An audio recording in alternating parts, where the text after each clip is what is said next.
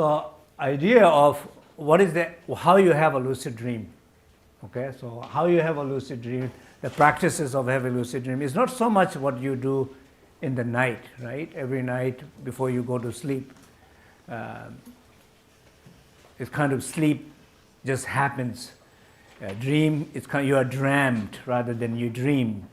It's just something happens to you, but you don't really prepare. How many of you feel like you have a choice that what kind of dreams you want to have tonight?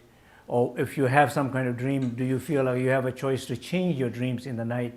Not very often, right? So in dream yoga practice, there's a few exercises that I would recommend. So just exercise you can experiment.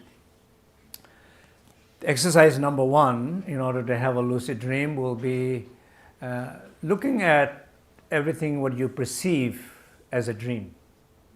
Okay, so right now, if you are listening to me and you have this kind of atmosphere in this hall, and look at yourself a little bit, how serious you are, how relaxed you are,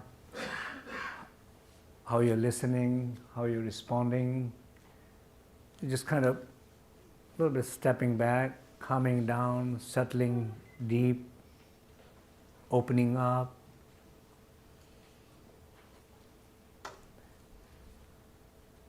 And then you look at things, you listen, you hear. It's like what you're perceiving through your senses and through your mind, looking them as a dream, like a dream. It's like a little bit like a dream. That makes sense? So you say it feels like a little bit like a dream, and you say these are like a dream. It is like a dream. This is a dream. You can go anywhere from this is like a dream to this is a dream, depends how brave you are. Right? So you say this is a dream. This is a dream. This is a dream. This is a dream. So you exercise this from morning until the evening many times throughout the day, remembering that. Every time you get tense, very serious, and very dualistic, very judgmental, or you're running away, you're contracting, and that very moment you just feel the stillness, silence, look at the things, and you say, this is like a dream. So repeating that. So example is, it's like a creating a file. So every given moment in our day life, we are creating a file like in a computer. It's like automatically files are created. And every time each file shuts down by itself, it says, do you want to save the file? And usually we say yes, and you say, what do you want to call it? You say, call it serious, personal, deadline, urgency. I mean, most of the time, that's what we call them. So how many deadline you have, how many serious files you have, how many personal files you have. These all are like way of reality. It's too real. Too real in a sense. Many of them are causes of your suffering and pain because the way you see them. So when you say save it, then you say what do you want to call it? Again, at that point,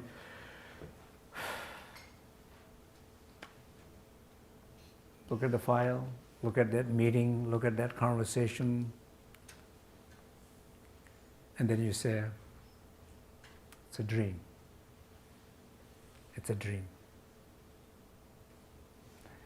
If you are able to save that file as a dream, a serious dream where you felt threat, challenge, scared, these files, when you're able to build a different relationship than what usually you would build and say it is a dream, then that file is saved as a dream. So that means in the night when you go to sleep, maybe something linked with that, the dream shows up. And the moment the dream shows up, what says the name in there? File name? This is a dream. So it's basically whole exercises and few exercises like that. Main thing is really like you're trying to take awaken information, bridging into the night consciously. That's what you're trying to do. And in short, that's what really you're trying to do. That makes sense?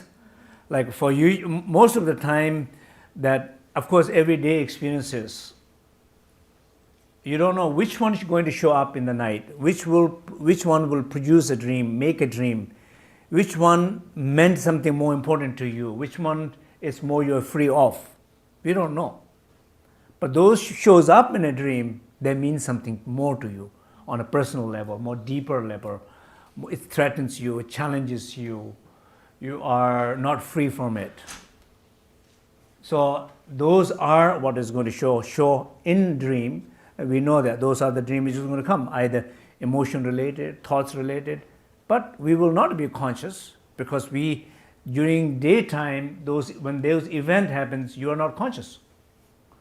If you are not aware of in those moments, you're less likely to be aware in your dream when those event shows up, those emotion, particular emotion situation shows up. Does that make sense?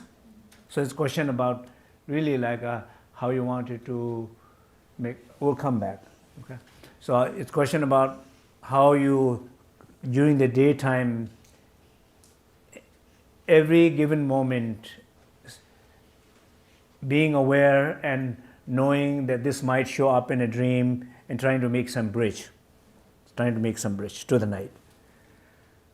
So exercise number 2 is not just what you perceive, but something more what challenges you. Maybe in Stanford, around here, you see a lot of bikes, but maybe one day you see a big dog or something like that. So a scary dog or something like that, or a little lion or something. Just imagine something that usually you don't see, very scary or something. When you perceive something like that, you're like a little bit shaken by it.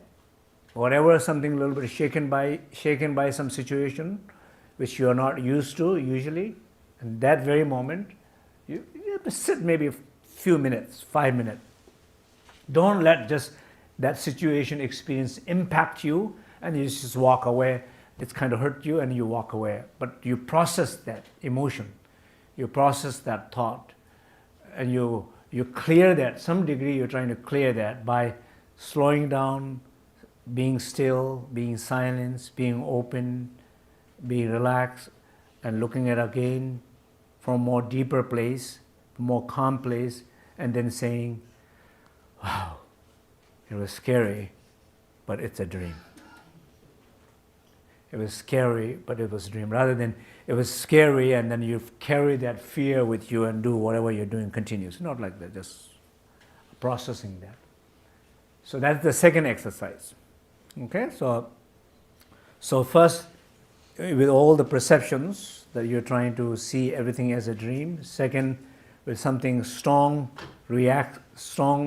something strong you react to look at them as a dream.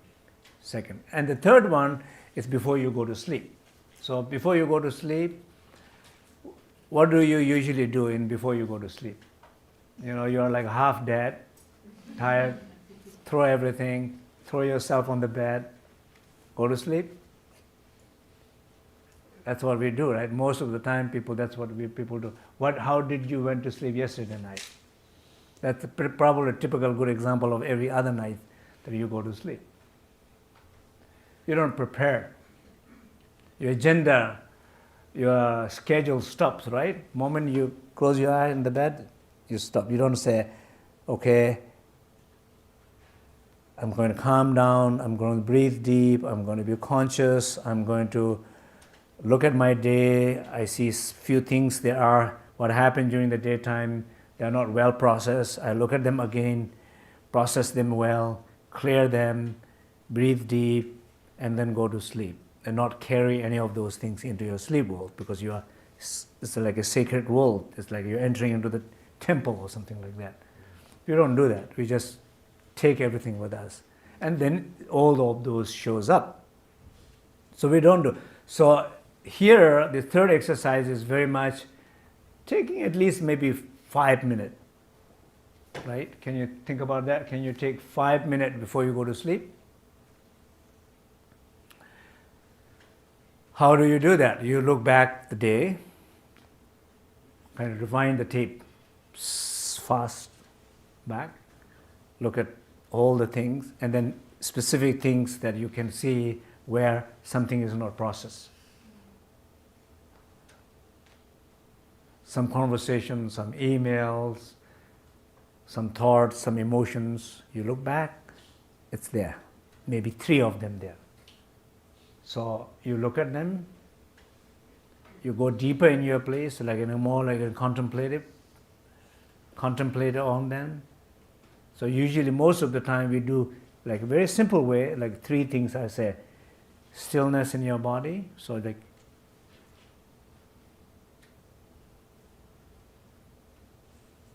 silence in your speech, basically feeling the stillness in your body,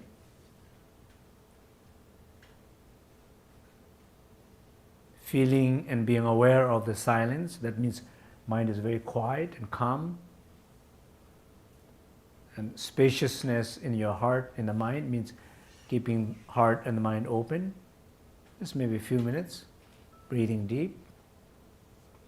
And then from that place, you look at your day and see some things which are not processed. You look at them. That was a really difficult meeting, but it's okay. Feeling some sense of okay, because you're looking, feeling, relating from different place, more deeper place.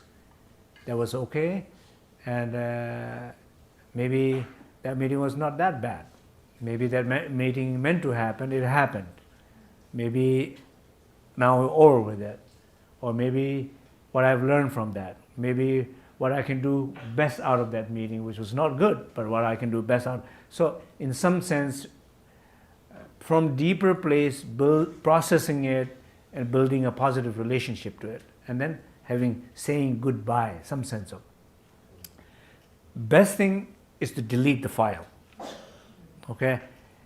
Second best thing, if you cannot delete the file, rename it. Right? That you understand, right? Instead of saying, was really horrible, and that person is, I knew he's a horrible person, now I know he's horrible, it's confirmed, and it looks like this person will be horrible for the rest of his life. So not like getting confirming, but in the end, it's not going to destroy your night, or your probably even your life.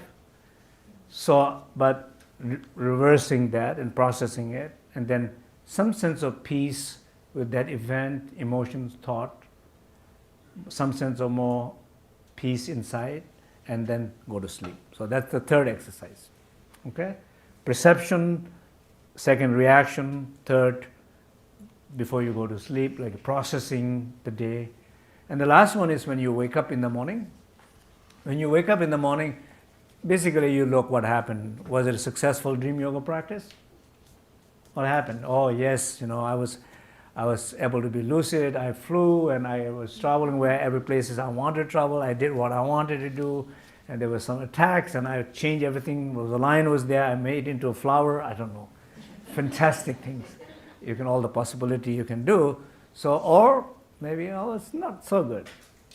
Or maybe what so-called dream of, or sleep of ignorance. That means you went to sleep, no clue until you wake up. That's called sleep of ignorance. So basically you look back.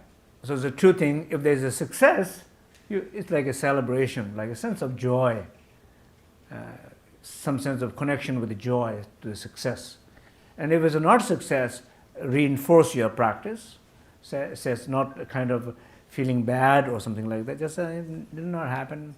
I'm going to try, and it will happen. Some sense of building some sense of trust to your ability to have a lucid dream. So these are the 4 simple exercises that you can do.